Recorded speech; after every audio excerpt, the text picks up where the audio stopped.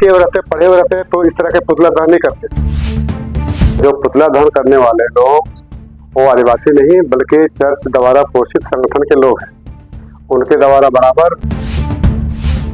नमस्कार, मैं राजेश और आप देख रहे हैं नीति 365। पूरे देश में इस समय एक बहस छिड़ा हुआ है कि आखिर आदिवासी हिंदू हैं या नहीं है। इस विषय को लेकर के लगातार धरने और प्रदर्शन दो गुटों में होता रहता है और किसी का भी कोई भी जो भाषण होता है उसमें इस तरीके की बातें आ जाते हैं कि एक समुदाय जो है कहता है कि हम हिंदू नहीं हैं और दूसरा कहता है कि हम जनजात हिंदू हैं। हमारे संविधानों में इस तरह का वर्णन है जिससे साफ तौर पर समझा जा रहा है कि हम हिंदू हैं, जन्मजात हिंदू हैं। लेकिन वही दूसरा पक्ष इससे इनकार करता है। इसी को लेकर के प्रमोद पाटेकर ने आदिवासियों को लेकर के बहुत बड़ा बयान दिया था कि सभी जो आदिवासी हैं वो हिंदू हैं। इसको लेकर के एक गुट आदिवासी गुट में आक्रोश हुआ और उन्होंने धरना प्रदर्शन के साथ जुलूस निकाल करके पुतला दहन कर दिया। उसी को जांच पड़ताल के लिए आज हम उस खेमे में पहुंचे जो अपने आप को हिंदू मानता है। उनसे हम लगातार जानने की कोशिश किया और प्रूफ भी मांगा कि आखिर आप अपने आप को कैसे हिंदू समझते हैं। उन्होंने सारा दस्तावेज के साथ हमें समझाने की कोशिश की।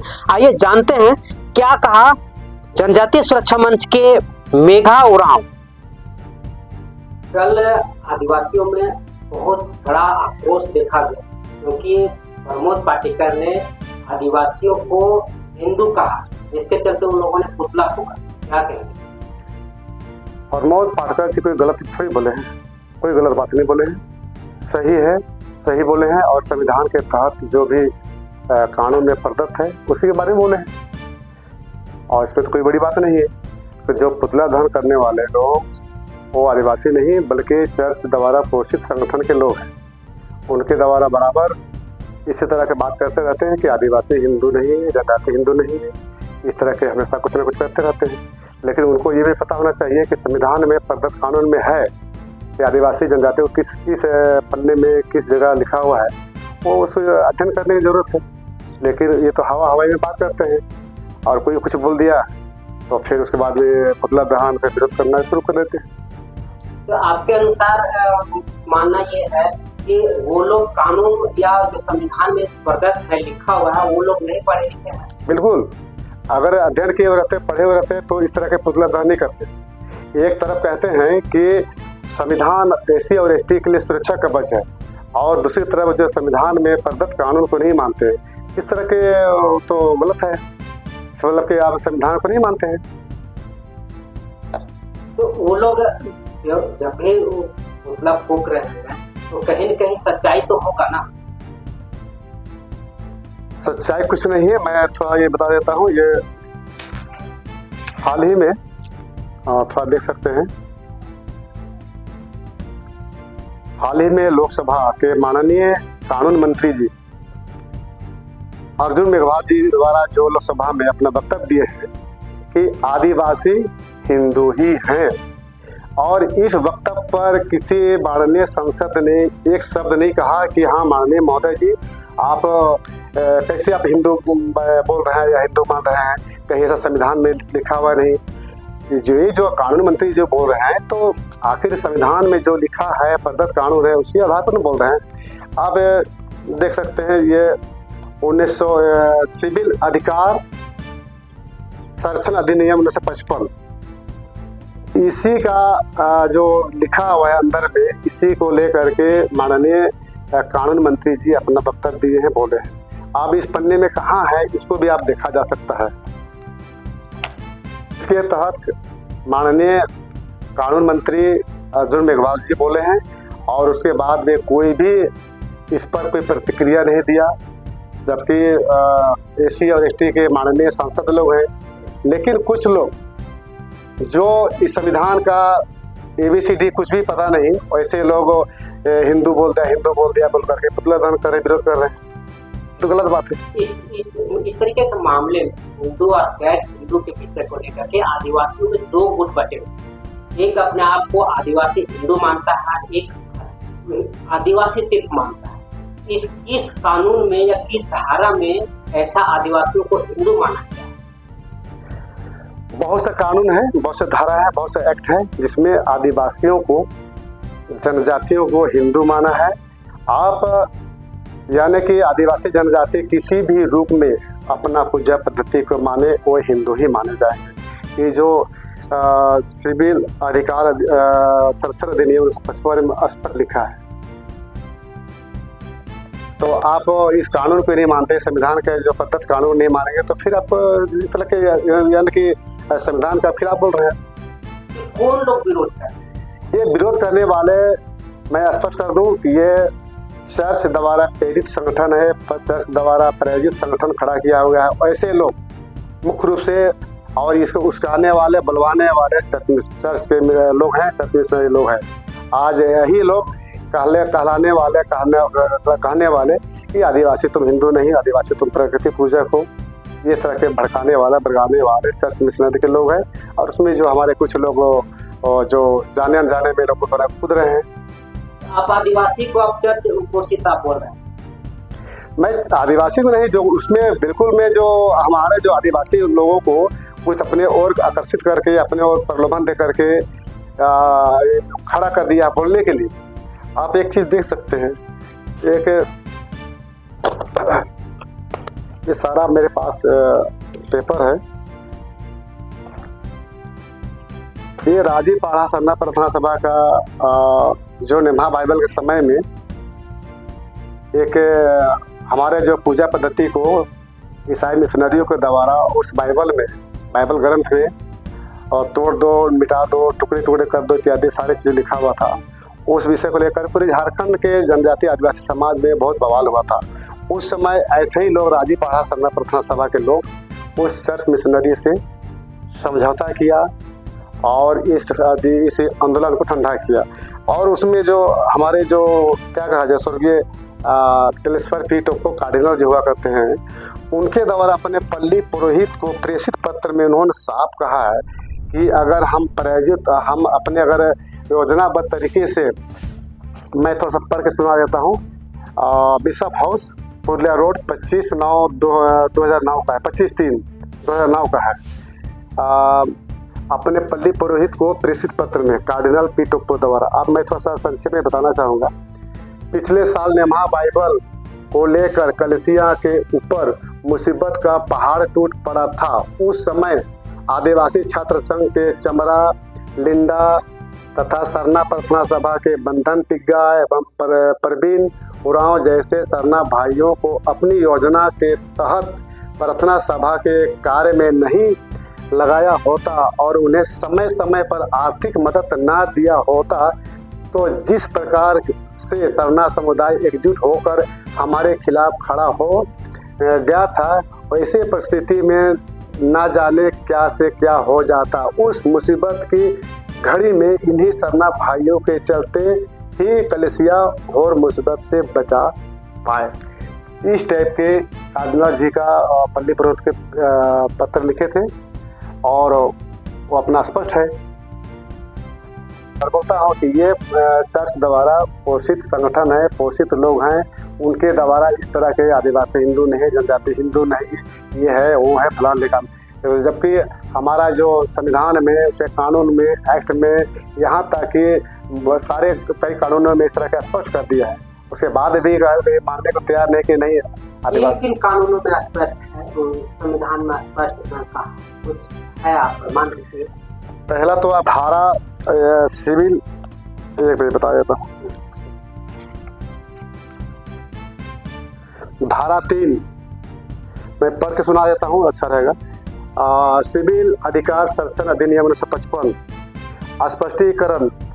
इस धारा और धारा 4 के प्रयोजनों के लिए बौद्ध, सिख या जैन धर्म के मानने वाले व्यक्ति या हिंदू धर्म के किसी भी रूप में या विकास को मानने वाले व्यक्ति, जिनके अंतर्गत बिरसा, लिंगायत, आदिवासी, ब्राह्मी समाज, प्रार्थना समाज, आर्य समाज और स्वामी नारायण संप्रदाय के अनुयायी भी हिंदू समझे जाएंगे, इस टाइप के। उसके बाद में और जो अधिसूचना निकाले थे वो भी मैं पढ़ के सुना देता हूँ। एक राष्ट्रपति द्वारा अधिसूचना निकाले गए थे, संविधान अनुसूचित जातियां आदेश 1950। उसमें क्या कहता है तो उसको भी सुन लिया जाए। भारत के संविधान के अनुच्छेद 341 खंड 1 द्वारा प्रदत्त शक्तियों का प्रयोग करते हुए राष्ट्रपति ने संप्रयुक्त राज्यों के राज्यपालों और राज्य प्रमुखों के परामर्श करने के पश्चात अपने प्रसाद से निम्नलिखित आदेश दिया, अर्थात यह आदेश संविधान अनुसूचित जाति आदेश 1950 कहा जा सकेगा।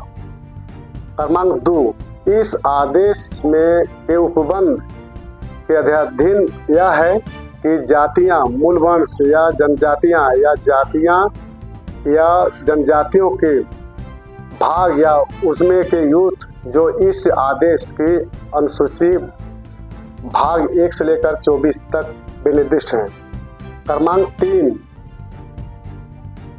3 में पैरा 2 में अंतर्दृष्ट किसी बात के होते हुए भी कोई व्यक्ति जो हिंदू, सिख या बौद्ध धर्म से भिन्न धर्म मानता हो अनुसूचित जाति का सदस्य ना समझा जाए।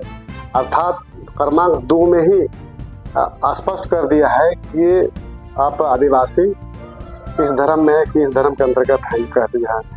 तो इसमें कोई किसी को कोई शंका या किसी प्रकार की किंतु परंतु नहीं होना चाहिए। और किस किस धारा में मुख्य रूप से हम लोगों को स्थान दिया रखा गया है वो भी थोड़ा सा शॉर्ट में मैं बताना चाहूँगा।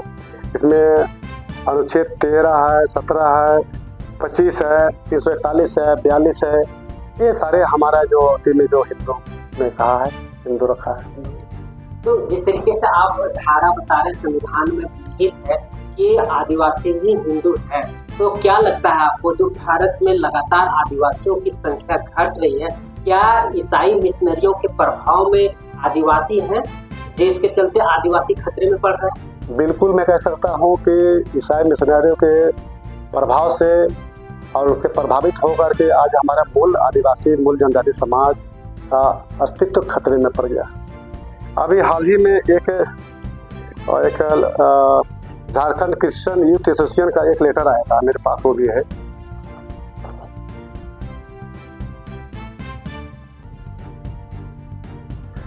उसमें वो जिक्र कर रहा है कि 26% आदिवासियों में से 14% ईसाई आदिवासियों के डिलिस्टिंग से संबंधित का है तो डिलिस्टिंग होने से उनकी ज़मीन सामान्य हो जाएगी, यानी कि 26% आदिवासियों से 14% ईसाई माने के हो चुका है उन्हीं के हिसाब से, उनके कहने हिसाब से।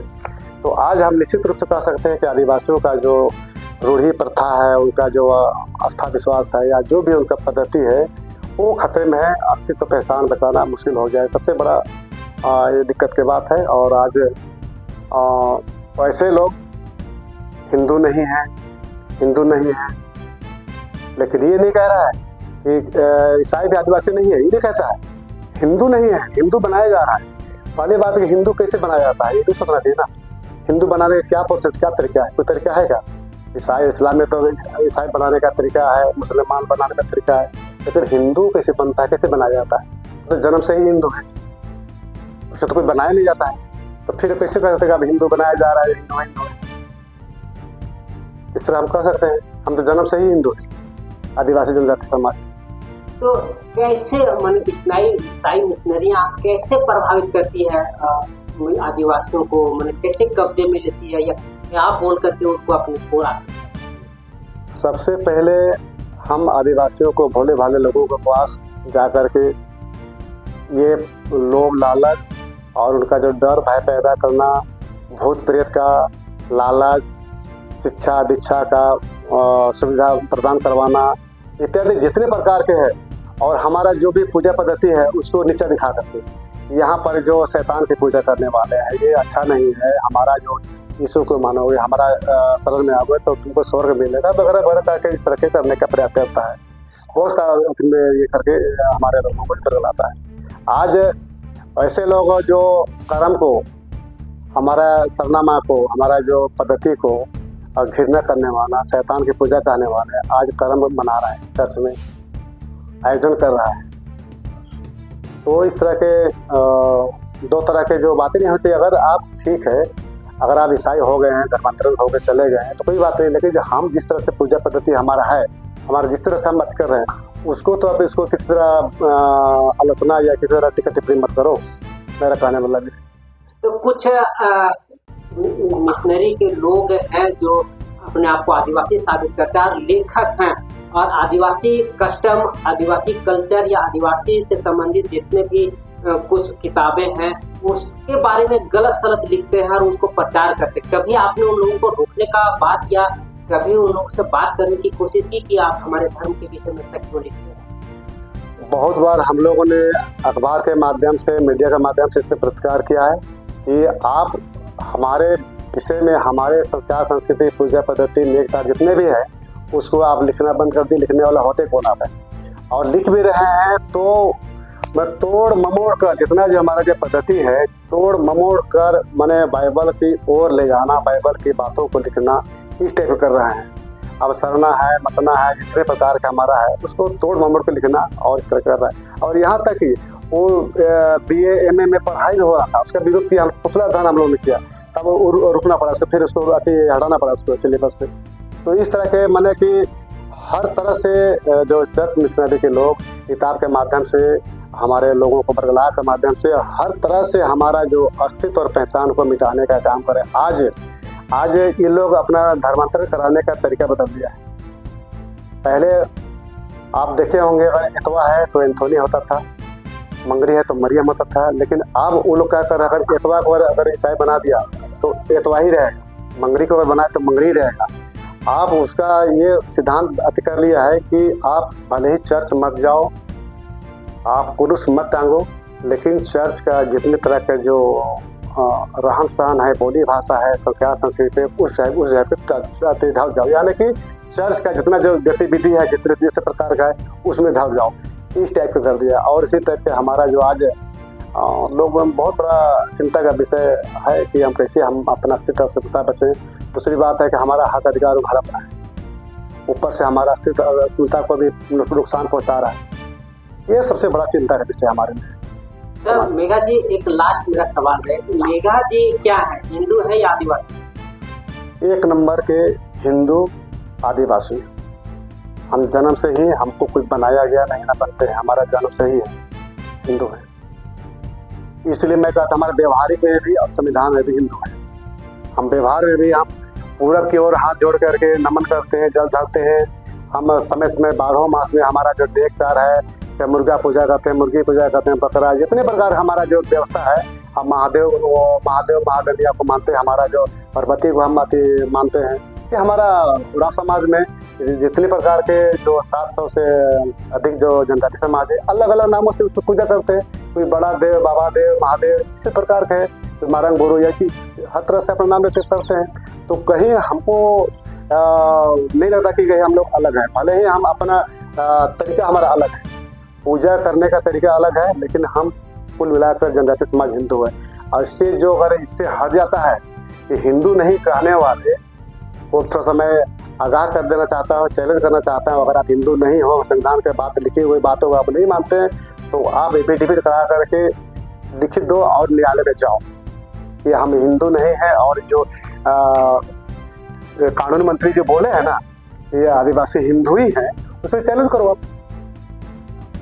क्या आपको रोका है कि हमको कैसे हिंदू बना दिया? लेकिन वहाँ पर तो आप हिम्मत नहीं, आप तो बोल नहीं पा रहे हो, लेकिन रोड पर आप मन के चिल्ला रहे हैं कि हम हिंदू नहीं, हिंदू नहीं। सिर्फ बरगलाने के अलावे और कुछ नहीं, भ्रमित करने के अलावा और कुछ नहीं लोग के पास।